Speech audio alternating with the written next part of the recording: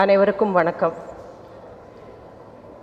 இன்று மறைந்த நமது முதல்வர் அம்மா ஜெயலலிதா அவர்களுக்கும்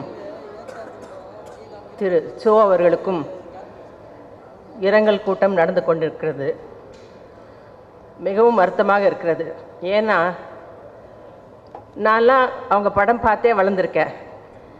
சின்ன வயசுலேருந்து எங்கள் அக்கா நான் எல்லாம் ஜெயலலிதா அம்மாவோட ரசிகைங்க. வெந்நீராடை படம் பார்த்தோம். அன்னைக்குலேருந்தே அவங்கள ரொம்ப பிடிக்கும். இப்படி அவங்க படம் பார்த்தே வளர்ந்துருக்கோம்.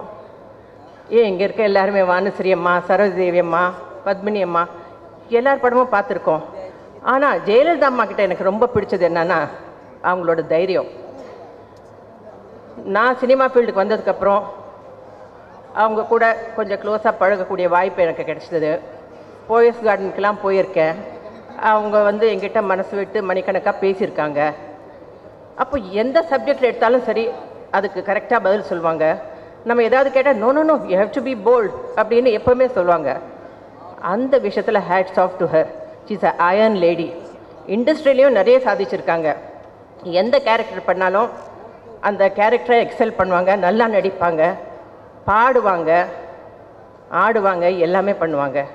அதே மாதிரி அரசியல்லையும் எத்தனை பேர் எத்தனை எதிர்ப்பு வந்தாலும் எல்லாத்தையும் எதிர்த்து தைரியமாக துணிச்சலாக நின்னாங்க.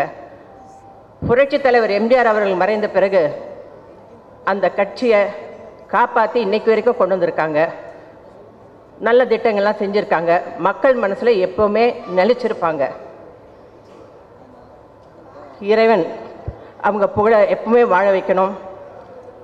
2 பேருக்கு நான் அஞ்சலி தெரிவிச்சுக்கிறேன். வாய்ப்பு கொடுத்த நடிகர் சங்கத்துக்கு நன்றி, வணக்கம்.